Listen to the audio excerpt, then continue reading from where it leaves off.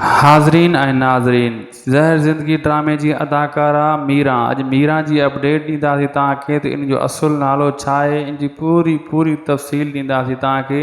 रोज़ाना जीअं हर हिकु वीडियो में हर अदाकार जी डिटेल ॾींदा आहियूं, उन्हनि जो असुलु नालो ॿुधाईंदा आहियूं, उनजी कास्ट ॿुधाईंदा आहियूं।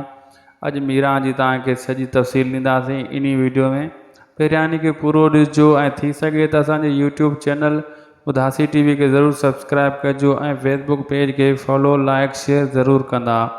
ये वीडियो मुकम्मल ॾिसजो ताकि सॼी तफ़सील सां असां कहानी ॿुधायूं था पिया ऐं जी टिकटॉक आईडी जो नालो ऐं इन जो असुलु नालो बि ॿुधाईंदासीं।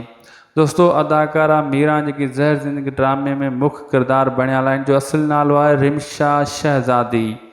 रिमशा शहज़ादी जो नालो आहे, इन जी टिकटॉक आईडी आहे, उन जो स्क्रीनशॉट सामूं ॾिसी सघो था साइड में तव्हां। इहा original in ji TikTok ID आहे, 6 लाख खां मथे फॉलोअर लाइक्स वग़ैरह अथसि।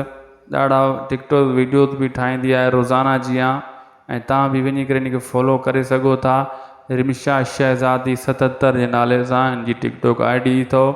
अगर तव्हांखे इन जी टिकटॉक आईडी नथी मिले, स्क्रीनशॉट भी तव्हां ॾिठो आहे, नालो लिखो था सर्च में नथी अचे, पोइ बि तव्हांजे लाइ ईज़ी कमु असां कंदासीं। असांजे इन यूट्यूब चैनल जे ते वञी करे इन जे वीडियो जे डिस्क्रिप्शन में लिंक ॾिनल अथव रिमशा शहज़ादी जो, उतां क्लिक करे आराम सां इन जी आईडी ताईं तव्हां पुॼी सघो था। इन जा टिकटॉक दिलचस्प वीडियोज़ ॾिसी सघो था पिया।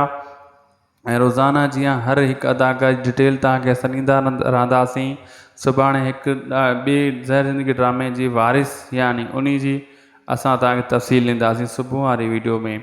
अगर वीडियोज़ तव्हां ॾिठी आहे त महिरबानी करे असांजे यूट्यूब चैनल खे ज़रूरु सब्सक्राइब कजो ऐं फेसबुक पेज ते अगरि ॾिसी रहिया आहियो त इन खे फॉलो लाइक शेयर ज़रूरु कंदा।